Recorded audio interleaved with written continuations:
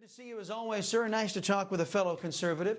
As all of this is going on, a bipartisan group of House members, they are unveiling a new border foreign aid proposal bill. They call it the Defending Borders, Defending Democracies Act, including funds for foreign aid and some for U.S. border security.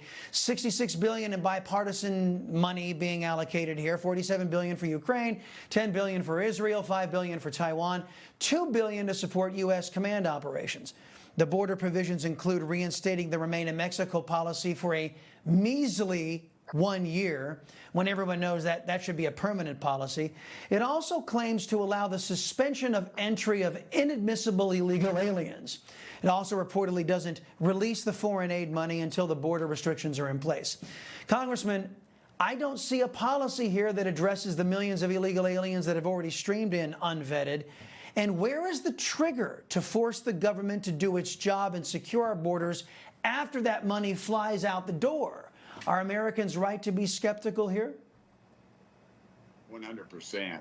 They could solve this right now. The president has about 7 options on the table that he could have done through executive order or already in place that he's just completely ignoring from the Trump years. You remember they had the stay in Mexico deal. Now they just come in, claim asylum. They're issued a piece of paper to tell them what to say before they come across the border, and then they're free to go out into our system, and then allegedly they'll come back to court in 5, maybe some 10 years later. And you know that's not going to happen. Look, this is an attempt to steal elections. They will mail in ballots. They will do everything they can to steal this next election.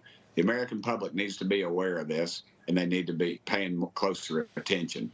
These deals like this are just what they are. You've got some well-intentioned folks that are being taken advantage of by some folks that don't have very good intentions. Well, we know about the voter drive being undertaken by Democrats. They've got illegal aliens voting in various municipalities all over this country. Meantime, Congressman, you're going to have Biden's brother in front of your committee. He's expected to be interviewed tomorrow on the Hill, I believe. This is going to be a closed-door testimony on the family's shady business dealings, and it comes after a bombshell Politico investigation exposed how multiple Biden relatives apparently profiting by using and marketing the family name. Of course, the Biden name leads right back to our government. Congressman, the headlines for corruption and scandal against the Biden family, it's an avalanche. What do you expect to hear from James Biden? And if this were President Trump, don't you think there would have already been accountability?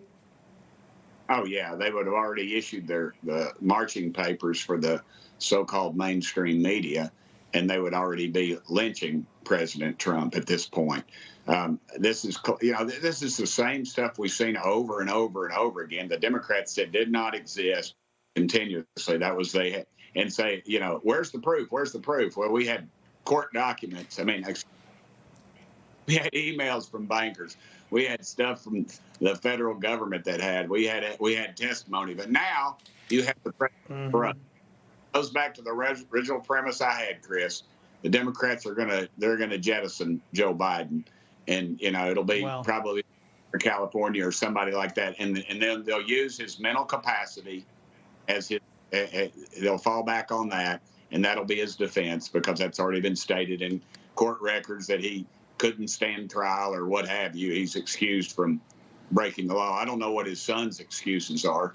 I'd like to see where they paid some taxes on this $20+ million that they've received. Yeah, well, I mean, I don't know. Can you get taxed on foreign money coming in from China and from other places? Congressman, I have to get your reaction to what your Democrat colleagues are up to. Convicted criminal Democrat Congressman Jamal Bowman. He's unveiling, quote, the new hip-hop task force to tackle what he says is racial inequality. We all remember how the GOP, the New York delegation there, the moderate GOP delegation, sought to expel a Republican accused of a crime, but chose to do nothing about Bowman here, who admitted to a crime. Isn't everything this man does now on the GOP's hands? Yeah, it's suspect. Absolutely.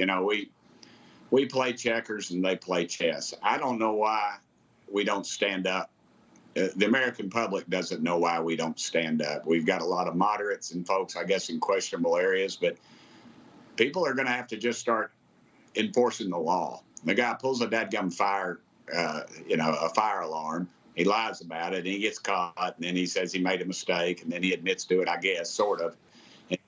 And he's going to bring in Queen Latifah. If you remember, I remember her. She was a big anti-gunner, and then they found out she had a gun in her household to protect herself. Whoops. So, the hip-hop thing's going to be interesting. I doubt I'll be asked to testify. I'm not sure that I can identify. They don't play it on country. Hey, we can call it hip-hop hypocrisy. Right there. Yeah. It's hip-hop hypocrisy, courtesy of the Democrats, ladies and gentlemen. But, hey, you know what? Pulling down the fire alarm and causing a fake emergency and disrupting Congress, I guess your Republican colleagues from New York, that's the kind of illegal activity they can support. Congressman Tim Burchett, sir, thank you very much. Appreciate the time, as always.